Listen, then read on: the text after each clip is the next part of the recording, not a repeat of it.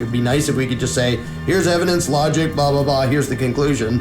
But that doesn't work. And so we need a way, and this is the way, to have normal people, normal voluntarists, able to actually get through to way more people without stressing them out and without stressing yourselves out. So that's what people are already seeing when they do the course and try it. They're like, holy smokes, it really does turn out way differently.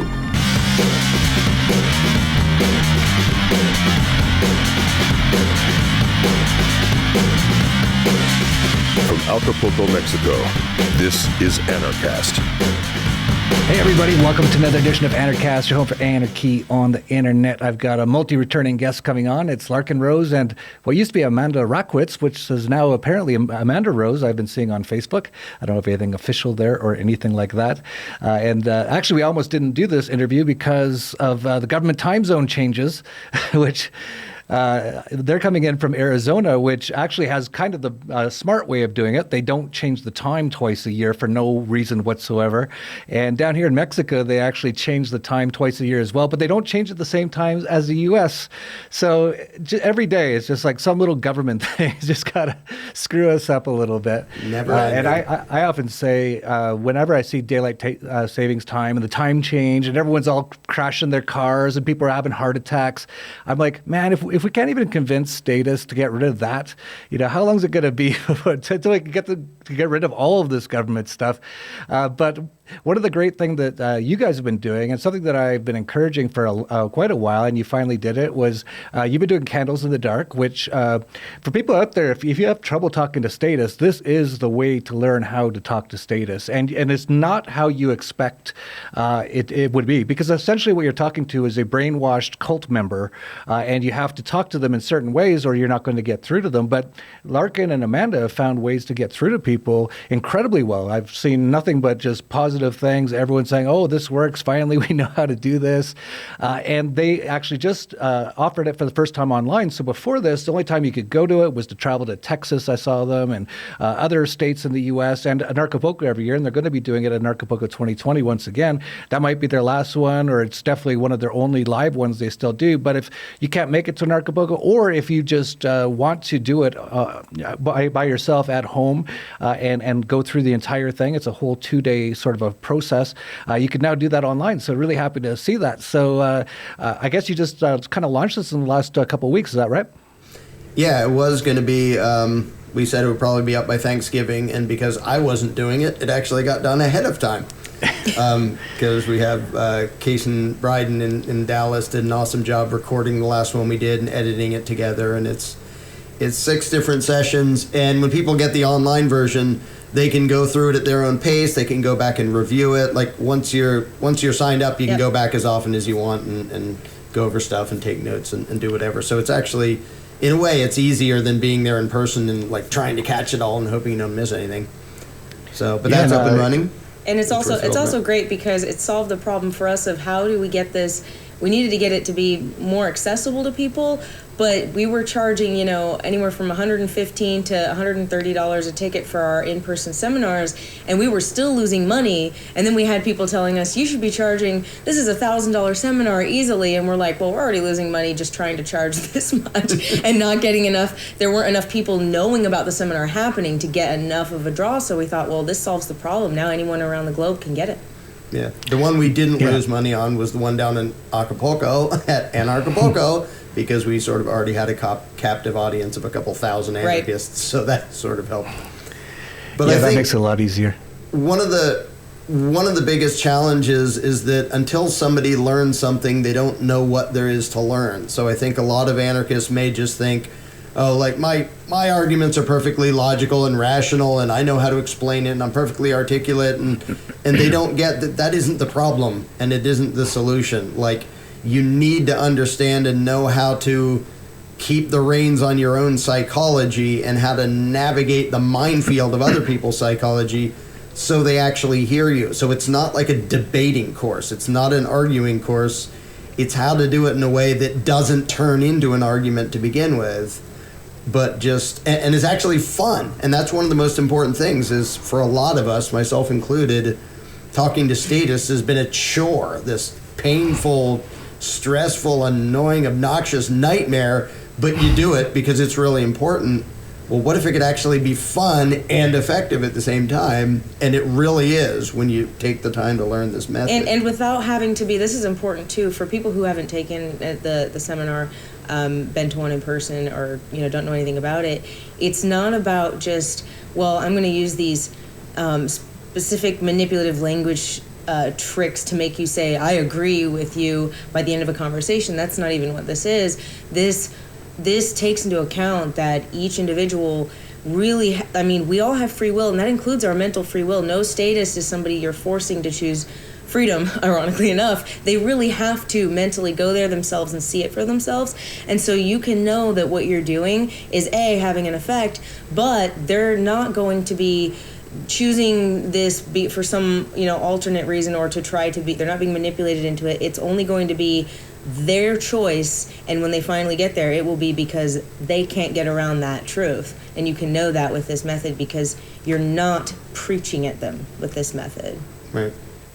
Yeah, absolutely. And Larken, you started off by saying this got done ahead of time because you had some help, and that's something I've been suggesting you do with a number of things, including the mirror, saying, hey, you don't have to learn 3D programming. There's people already know this stuff. So I just want to put that in your head, that maybe with the mirror, you think about maybe working with some other people, because that's, we need a lot of help doing a lot of these things. And you found out with the person who's helping you with Candles in the Dark online that, wow, it actually gets done faster sometimes if we have some help.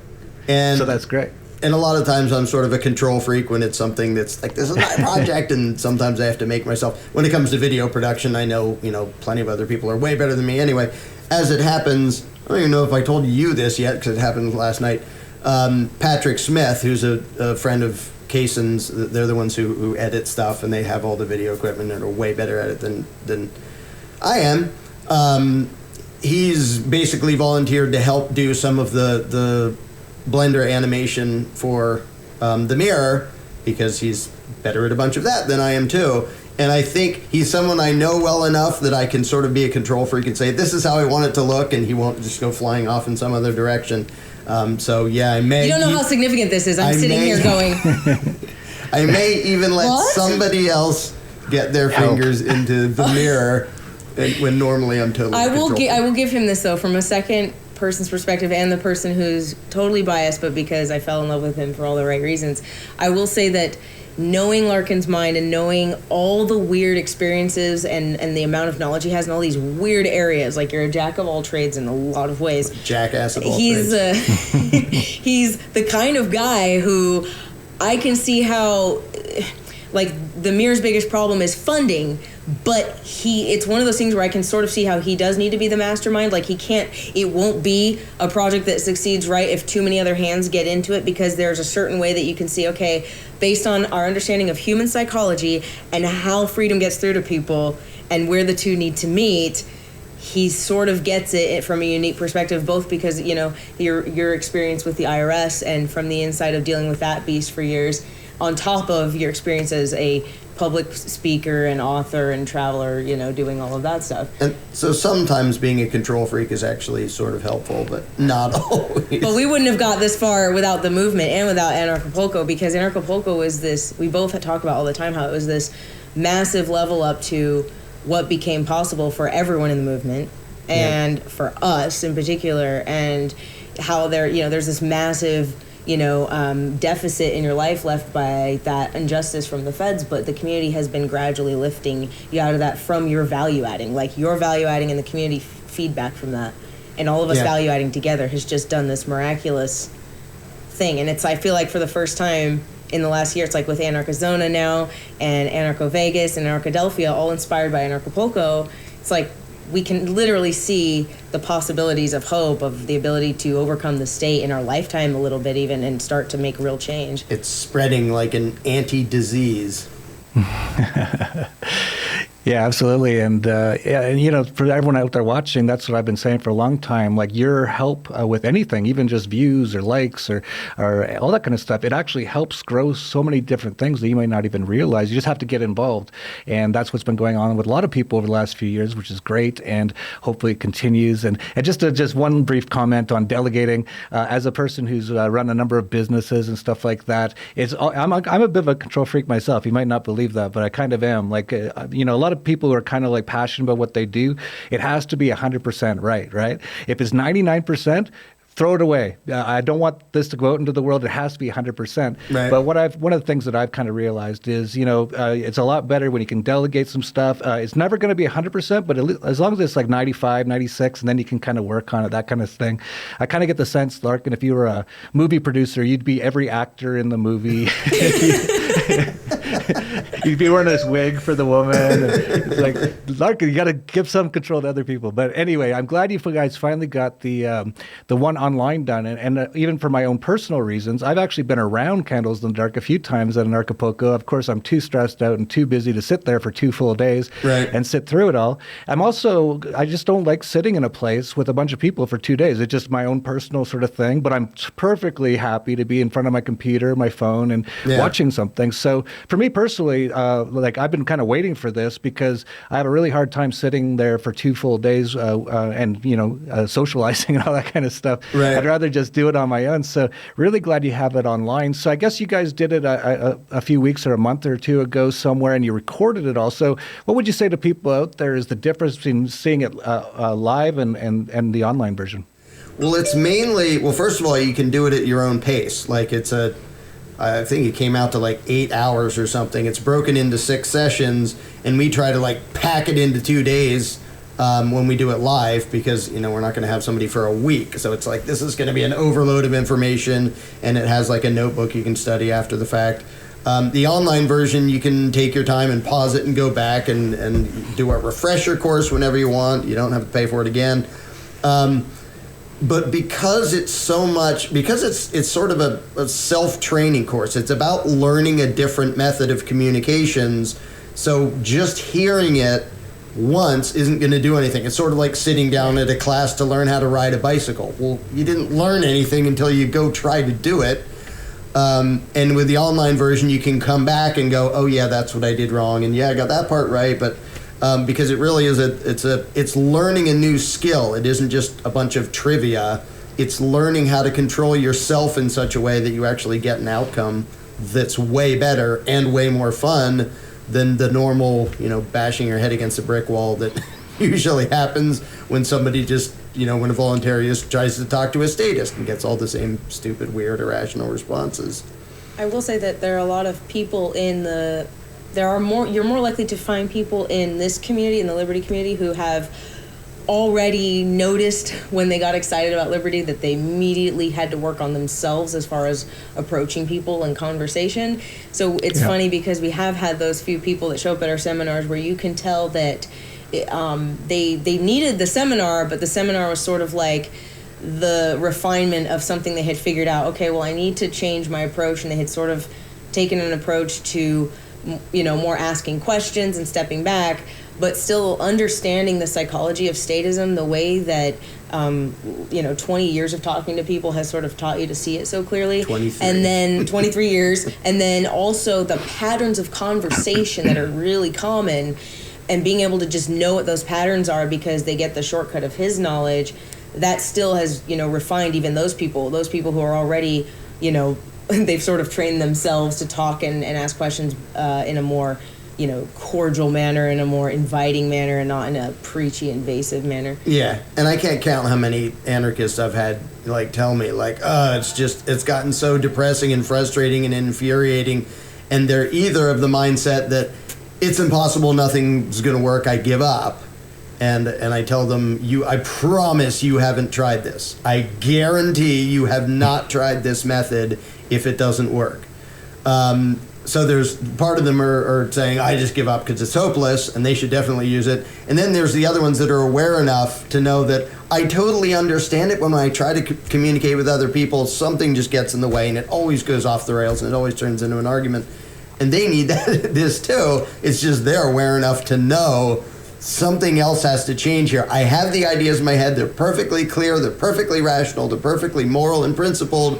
Why is it so hard to get that other person to understand it? And this explains why it's that freaking hard and how to make it not that hard.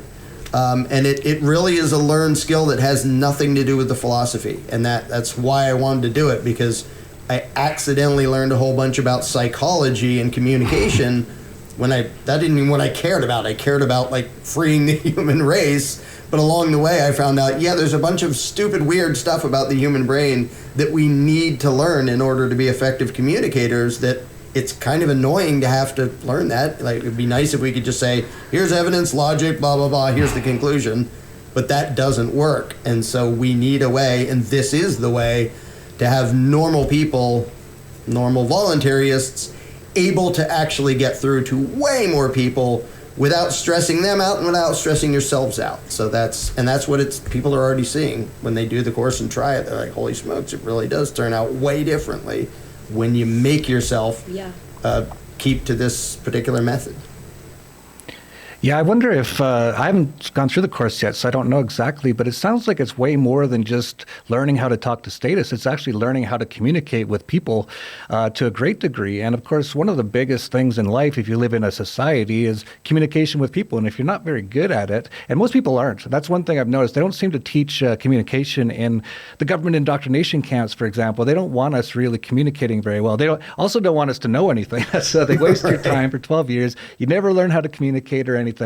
And for me personally, like I was actually incredibly shy when I was young, but I started getting into business and actually rapping when I was in my teens, and the business part made me had to learn how to communicate with people. And over years and years and years and years and years, I became pretty good at it, to the point where a lot of people are like, I'll walk into like a boardroom, everybody fighting. An hour after I walk in, everyone's like hugging, we're all good. I've just learned, and a big part of it is being quite compassionate, and also as you pointed out a little bit earlier, you said you have to work on yourself too. So I think there's a few things, and maybe you can comment on this and how this relates to possibly Candles in the Dark, is if you go into any sort of a conversation with anyone and you have some sort of ulterior motives, or you're trying to like change them, that sort of a thing, they actually sense it. They might not even know it. If you ask them afterwards, did you feel that way? They'll go, no, but their body knows it. Like, they're instinctually, they can tell. And if you come in with a lot more of a compassionate, like, I really care, I want to know what you think, that sort of a thing, and you're totally mean it, that really works incredibly well. And at the same time, when you're talking to people, there's different ways to talk to them, right? And I think you point out a lot of these. So I almost wonder if this could be taken way beyond just talking to status, what you learn in this course.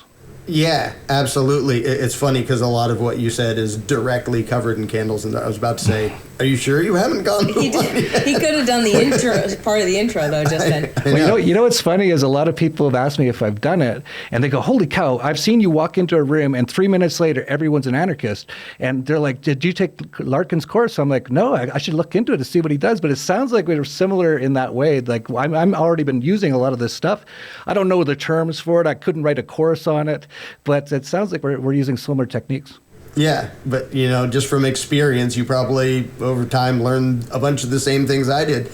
And it does, a bunch of people have commented on the fact that a lot of the course applies to a whole bunch of different kinds of communication that have nothing to do with anarchism. There are parts of it that are specifically unique to spreading voluntarism, because unlike most topics and fields of thought, you don't actually have to prove anything or introduce any evidence or opinion of your own in the discussion with the status, because they already have inside them everything they need to know. If you're debating economics with somebody, you actually have to have evidence and logic and produce something.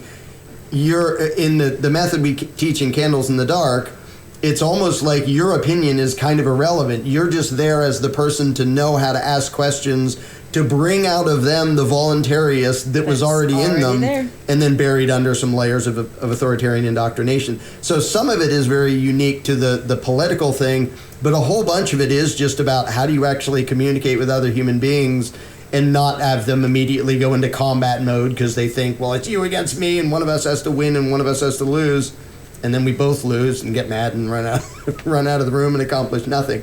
So a lot of it does apply to just communication in general, and then the specifics are only apply to the anarchism, but a whole bunch of it is just about understanding how your own psychology and theirs gets in the way of any sort of meaningful communication unless you actually learn that stuff and go out of your way to learn how to communicate differently.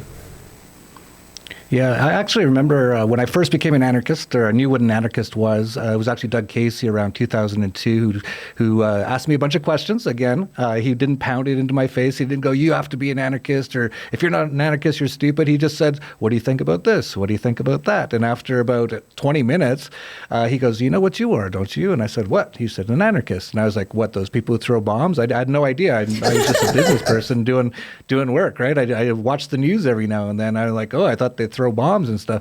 He's like, no, you should look into it. So I did. But I actually remember in the first probably 5 years of being an anarchist, and I see this with so many anarchists, I'd go to a cocktail party just looking for, like, I'm going to convert everyone and these guys are stupid. And, like, so I'd walk in, they'd be like, "See the baseball game?" I'm like, "Are you an anarchist?" I'd be like, "No." I'd be like, "You're stupid. Here's why." Right? It wasn't that bad, but it was along those lines, right? And I learned over time that didn't really work. And I'm sure you kind of you learned the same things, right? Yeah, and the problem is because we care about it so much, we cover this in the seminar, because we care about it so much, we naturally go into what I call evangelical mode, which is, I have to go quick talk everybody into this, which is the exact wrong way to approach anybody if you want them to actually hear you. And it's one of those very counterintuitive things that the more desperately it looks like you care about it, the more other people are just going to want to run away. Whereas if you know how to turn it around and have the discussion be about them and their beliefs and their priorities, you can get to the same conclusion with both of you being on the same side and having fun instead of you screaming at them and them running out of the room. Yeah, that's great. I've seen that so many times. Go ahead. Oh, I was just going to say, have you ever said on Anarchast before how Candles in the Dark, the seminar, probably wouldn't have happened if not for Anarchapulco? Oh, yeah. Do you know that it was born at Anarchapulco? No, I didn't know that. Because I did like I guess it was about 2 hours. It wasn't even 1 hour. It was except tons of Anarchapulco questions. 2017. Shepard Humphreys decided to help you set up another type side thing besides your main speech, and he wanted to sort of call it a seminar, and it was about a 2-hour block. People came in and threw down $20 cash. We informally made like $800 that night because a ton of people were like, "Larken Rose is doing a side seminar. Yes, give me my money." And everyone showed up. It's called The Psychology of Statism. Yeah, The Psychology of Statism, which you can find on YouTube. It's still up. And The Psychology of Statism was you did that 2-hour talk, and at the end you did a question and answer session. Which went longer than the talk. Which went way longer than planned because there were a bunch of not all the way like anarchists in the room, and it opened up this live sort of Candles in the Dark session that was already happening, where it was a question and answer session between people who were already there philosophically and were there because they wanted to see Larken Rose, and people who were like minarchists still or left or right. And this organic discussion broke out in the crowd that was non-combative, that was actually productive and fruitful, and you could see gears turning in people's heads for the first time, and the energy was so neat in the room. And Larken and I got in the back of a cab in Mexico that night to go run to I think the Oxo or something, and we get in this little cabin, and in the back of the cab the idea was born. I was like, "Babe, people turn these things into seminars where they can teach people this." I said, "How many people in the movement are hungry for how to reach status and feel like their communication is like falling flat and they're doing something wrong, or people are too stupid to get this?" And I said, "What just happened in that room? We could teach people how to just ask questions that lead to fruitful discussions like this."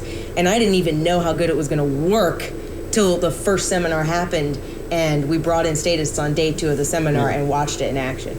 There was a whole bunch of work in between, but that's where it came from. So you can blame Anarchapulco for Candles in the Dark existing at all.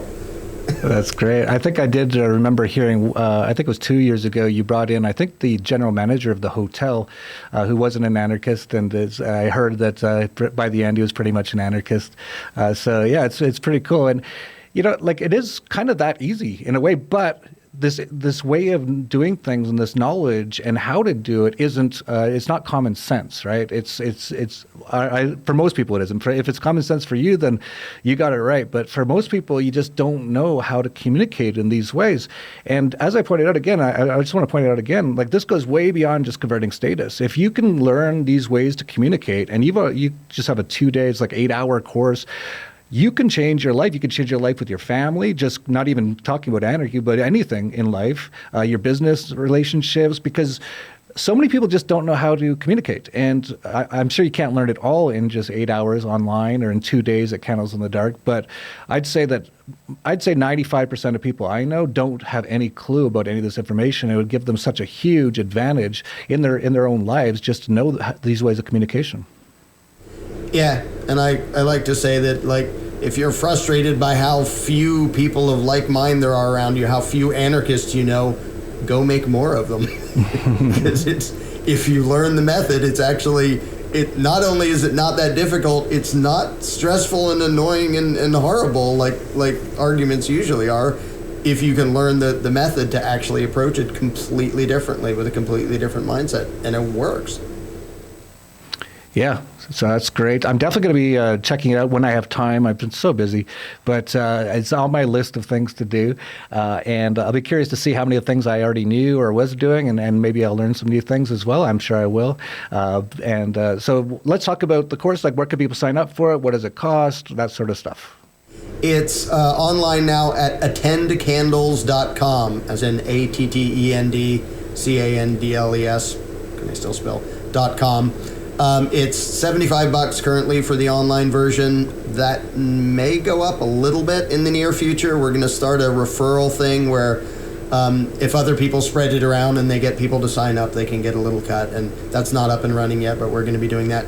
But that's still cheaper than going to one in person, and it's way easier for us too. You don't have to fly around all over the world. And you get access to it forever, whereas in person it's a one-time thing you paid for, and this is you get it forever. And then I think later on we're going to add some sort of subscription, like maybe yearly and monthly based, both, and add content that we then post monthly where people can subscribe to continue to get examples of us doing this with people live on the street, and going up to people and saying, hey, can I give you $10 for 5 minutes of your time, and if you're willing to just answer some questions about what you believe real quick, and then Candles in the Dark them right then. And two things. One, recordings of us doing it along with the analysis of, like, watch their reaction to this and notice their psychology and notice we didn't, so it isn't even just watching it, because when you just watch it you go, well, that's easy, but it's also really easy to do one of the 100 wrong things you could do. Right. That, but also having people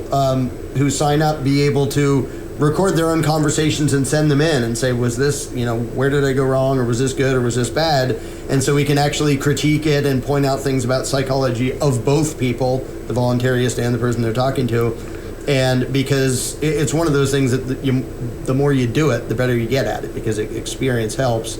So, but I think that's also a good reason to have an online version where you can do it and then go back after you've tried it a few times and go over it again and go, oh yeah, I have to keep this thing in mind. And like, I may already be pretty good at this and this and this, but I keep forgetting that. And so I get sidetracked. And, but yeah, we do want to post more and more. Some of them will even just post on YouTube and stuff, examples of doing it in public so people can actually see, like, wow, you can have conversations with complete random strangers, statists, and have it go that well and have it be that fun. Yep, you can. First, you have to train yourself to think and behave differently. Yeah, and we're going to bring this to Anarchapulco, so, and bring the online, introduce the fact that we've brought this to the web, for Anarchapulco 2020, so that, people know because we literally need to arm the army of the truth seekers and the truth tellers, and we are the truth tellers. We're just passing on a message, and we got to arm them with the actual ability to do it well. And I didn't know what I was doing when I first had that conversion experience, and, we talk about how this is so much a conversion experience. When you see something you can't unsee, that's a conversion experience. The problem is when you have a conversion experience, you immediately struggle to remember what it was like before you had that experience, and it can disconnect you and make you sort of turn into that uncomfortable Jehovah's Witness type. And it's just basically backing up anarchists and and voluntarists and getting them to realize, okay, yes, we feel strongly, but there's a delivery mechanism that works. Yeah, if the thousands and 10,000s of anarchists we already know were all out there using this method, it would be millions and tens of millions very quickly. Yeah. State's in trouble. Yeah, totally. And I totally recommend that you do, if you do some of these man on the street things and convert them in 5 minutes, so you put some of them live and use that as a promotional tool for the online course, because some of those man on the street is, if you convert someone in 5 minutes, that'll go pretty viral. We're anarchists, it's not going to go 100 million views. We're going to get blocked on YouTube and all that, but it might go like 500,000 million views or something. So definitely that. And I also just want to give a little bit of business advice as well. Amanda even asked me offline for a little bit of business advice recently. And you brought up the cost earlier, and you were saying you didn't even make any money at Candles in the Dark, and you had it so cheap that you weren't even making any money. One of the things I found in life, sometimes when you charge more, people want it more. And secondly, you also need to find out the true market price of something. And it's really actually your obligation to make sure you make money on it. Otherwise, you're wasting resources. You're wasting money, basically, in order to do something. So, and I've seen this with you, Larken, so many times. Like, you offer like 10 books for like $3, and I'll ship it to you, and I'll sign up. It's like, charge more, man. Like. Try it once. Just charging quite a bit more than you think is fair, or whatever you think is fair. And remember, every single person is different too, right? I joke with him. I say that we all can have this residue of statism from our childhoods, from being programmed into us. And sometimes I have to give him a little bit of shit to remind him to get rid of that residue, because I'm like, babe, for somebody who's so anti-commie, there's a stupid little commie still in there somewhere. Doesn't like you making money. What the hell? Smack it out of there. I totally admit I've done a horrendous job on the business, and I've been a horrendous capitalist. I've been pretty good at being anti-commie, but I've done It's funny because you have your own troll army of the fake. They're probably not even real. They're probably bot accounts, but your own little troll army in the past of commies that would show up on your Facebook page. Right. And I swear it's literally because somebody in the state that just knows Larken and doesn't like him is like, we gotta keep this guy from being too successful. He's really a threat. Yeah, not to mention when he tries to use the government postal service, usually they'll destroy his books and other kind of. Oddly, it doesn't happen when I insure them and they'd have to pay me. Suddenly the problems stop. Yeah, all kinds of fun stuff we have to deal with. And that's why it's so important that we help each other, help to get more people to realize what we know. And it's kind of funny because, I might be saying, we need to program people. We need to bring them into our cult. No, they're in a cult. We need to deprogram them and let them realize who they really are. And it can happen so quickly, as you guys have seen. It must be really nice for you guys. Like every time that you have one of these things and someone very quickly becomes a voluntarist, that must be like a great feeling, right?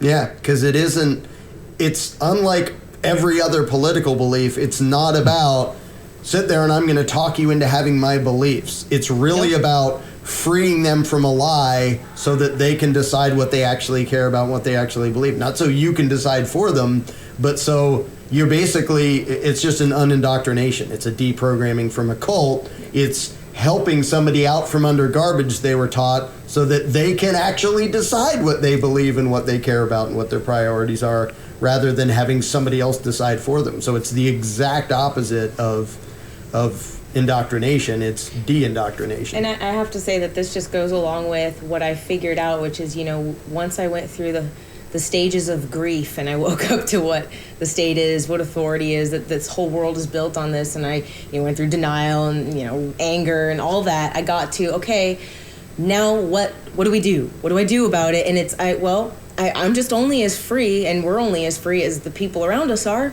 So we all have to be finding ways to create freedom in every way, physically, economically, emotionally, spiritually, and the only way to do that is to free the people around us in those same ways. And so in that vein, while I know I have the Jeff's audience here, the people that are creating solutions are the people I'm excited about.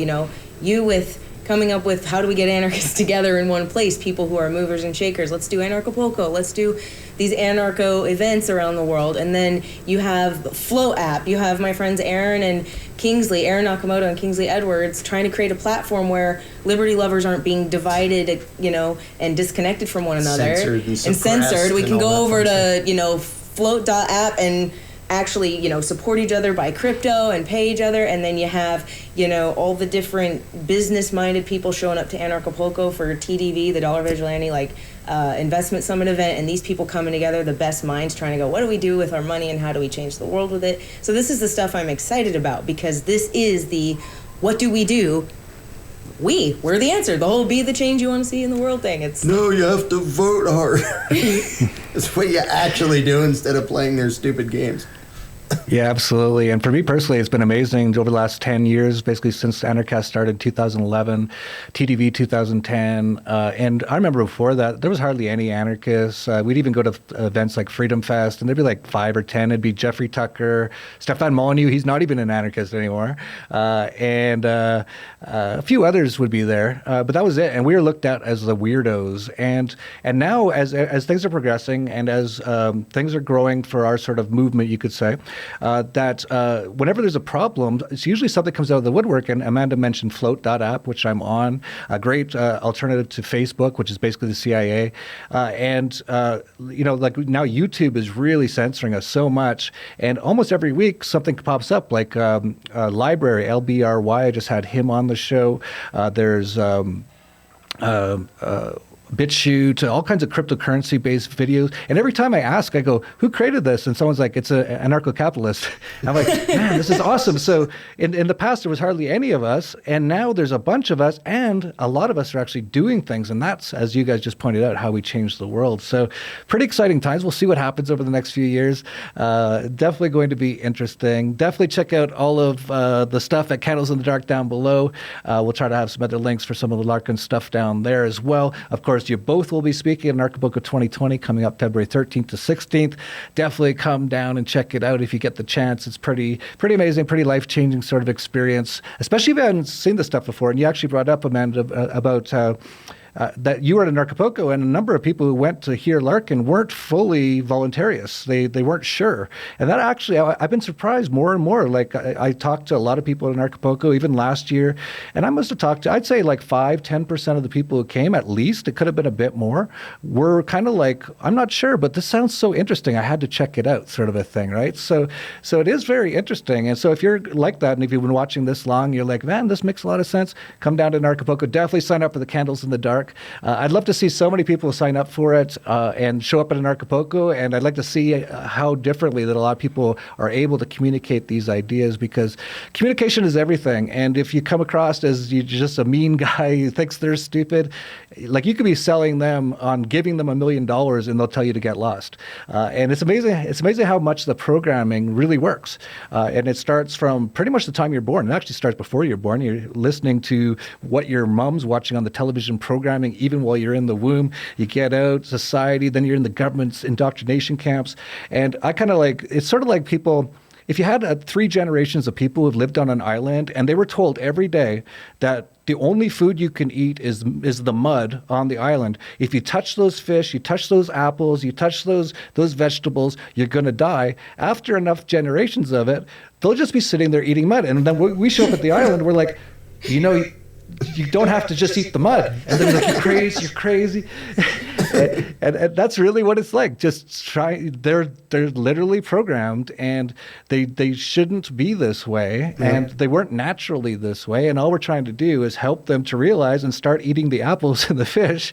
And you can do that through Candles in the Dark. So we'll have all the links down below. Make sure you sign up, and just sign up for a lot of stuff just to support the people in the movement, so to speak. I don't even think it is a movement. Do you think it's a movement, Larken? I hate using that word. Yeah, it's just I hate that term. Kind it's of a weird like word. Waking up. It's really just an understanding of something. It's sort of like we don't need an abolitionist movement anymore because people figured out slavery is stupid and evil. And I look forward to the day when nobody even sees it as a movement. It's just the bleeding obvious that everybody already understands. It feels weird to be like, it feels weird that there is this sort of like movement and that people are organizing around like, we have to get the message to the world that 2 + 2 = 4. Yep. And it's like, I don't feel like that's not, I'm not a genius. Why do you need a movement for that? But yeah, I mean, people can call it that, but ultimately it's just realizing something that should be bleeding obvious. Yeah, absolutely. And as I found out over the years, it's not just freedom from government, it's also the freedom from what's been controlling your mind, which is a lot of the programming, which everyone's still got a lot of it in all of us. Larken, for example, with money, he's still got a little bit of sort of like statist, communist sort of stuff about money in there. He's getting better, though. You can see he's doing a lot of great stuff. And so, yeah, you come down to Anarchapulco, there's a whole health and wellness part, get your health good. Everything that they tell you, the doctors, the medical system, it mostly kills you. Learn about things like money, dollar vigilante, Anarchapulco. Just hang out with cool people for like a week. It's a lot of fun. So I'll leave it at that. Thank you guys for coming on. We'll have all the links down below. Make sure you support them, and hope to see a lot of you at Anarchapulco. So that's it for Anarchast, your home for anarchy on the internet. Peace. Love, and anarchy.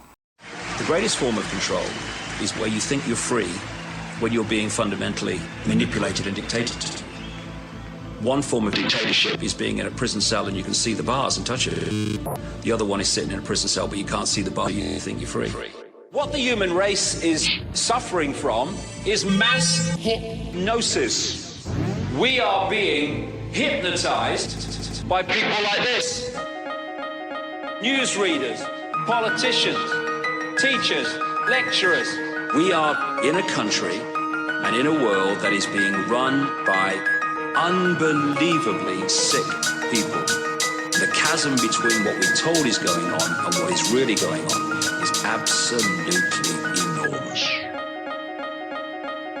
The world is waking up. In 2014, a small group of freethinkers decided it was time to change the world. Now, in 2020, 3,000 people will arrive in Acapulco, Mexico to lead the evolution. Ron Paul, John McAfee, Sherry Peel Jackson, Doug Casey, Freeway Rick Ross, Del Bigtree, Jeff Berwick, Larken Rose, James Corbett, Jeffrey Tucker, Benny Wills, Angel Clark, and featuring performance artist Vinnie Paz. It's like we all know what's going down, but no one's saying shit what happened to the home of the brave. These motherfuckers, they controlling us now, and no one's talking about how they made us modern day slaves. And everybody's just walking around, head in the clouds, and won't awaken to a dead in the grave. By then it's too late, we need to be ready to raise up. Welcome to the end of days. Everybody is slaves, only some are aware that the government releasing poison in the air. That's the reason I collect so many guns in my lair. I ain't never caught slipping, never underprepared. Yeah, they shade sign on me, they display it proudly. George Bush, the grandson of Alistair Crowley. They want you to believe the lie that the enemy's Saudi. The enemy ain't Saudi, the enemy around me. It's fluoride in the water, but nobody know that. It's also a prominent ingredient in Prozac. For real? How could any government bestow that upon people who believe in political throwback? That's not all that I'm here to present you. I know about the Black Pope and Solomon's Temple. Yeah. About the Vatican assassins and how they will get you, and how they clone Barack Hussein Obama in a test tube. It's like we all know what's going down, but no one's saying shit what happened to the home of the brave. These motherfuckers, they controlling us now, and no one's talking about how they made us modern day slaves. And everybody's just walking around, head in the clouds, and won't awaken to a dead in the grave. By then it's too late, we need to be ready to raise up. Welcome to the end. Whoever built the pyramids had knowledge of electrical power, and you know that that's the information that they suppress and devour. Who you think the motherfuckers that crashed in the tower? Who you think that made it turn into ash in an hour? The same ones that invaded your own, the ones that never told you about the skeletons on the moon. Yeah, the ones that poison all the food you consume, the ones that never told you about the Mount Vesuvius tombs. The bird flu is a lie, the swine flu is a lie. Why would that even come as a surprise? Yeah, the polio vaccine made you die. It caused cancer and it cost a lot of people their lives. Do y'all know about Bohemian Grove? How the world leaders sacrificing children in robes? Lucifer is God in the public school system. I suggest you open up your ears and you listen. It's like we all know what's going down, but no one's saying shit what happened to the home of the brave. These motherfuckers, they controlling us now, and no one's talking about how they made us modern day slaves. And everybody's just walking around, head in the clouds, and won't awaken to a dead in the grave. By then it's too late, we need to be ready to raise up. Welcome to the end of days. The greatest hypnotist on planet Earth is a oblong box in the corner of the room. It is constantly telling us what to believe is real. If you can persuade people that what they see with their eyes is what there is to see, you got them. Because they'll laugh in the face of an explanation that portrays the bigger picture of what's happening. And they have.